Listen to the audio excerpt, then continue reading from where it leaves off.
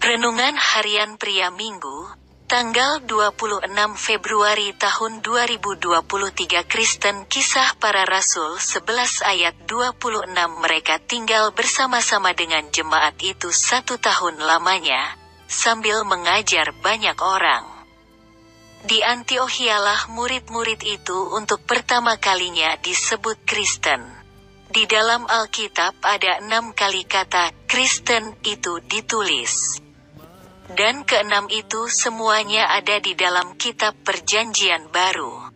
Dan di Antiochialah pertama kali jemaat atau murid-murid itu disebut sebagai Kristen. Karena sebelum kata Kristen itu muncul, orang-orang percaya pada waktu itu disebut sebagai jemaat atau murid-murid.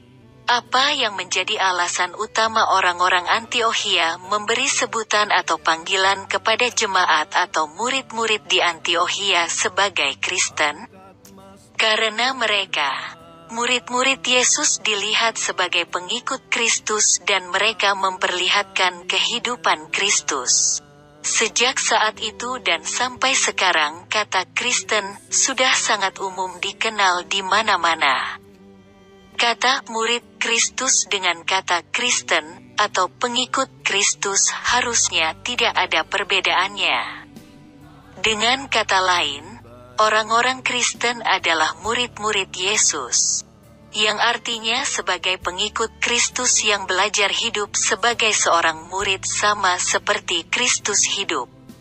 Anda dan saya sebagai orang-orang Kristen harus mencerminkan kehidupan Yesus melalui kehidupan kita, agar orang-orang yang ada di sekitar kita mengetahui kita, bukan hanya sebagai pengikut Yesus saja, tetapi juga orang-orang yang hidupnya menunjukkan karakter Kristus. Jadi kata Kristen bukan hanya mempunyai arti orang yang percaya kepada Yesus saja, tetapi dikenal sebagai orang-orang yang hidupnya seperti Yesus. Refleksi diri, apa yang firman Tuhan katakan kepada Anda? Bagaimana kehidupan Anda dengan firman Tuhan itu? Catat komitmen Anda terhadap firman Tuhan itu. Doakan komitmen Anda itu. Pengakuan iman, saya disebut sebagai orang Kristen karena saya adalah murid Yesus dan pengikut Yesus yang hidup seperti Yesus.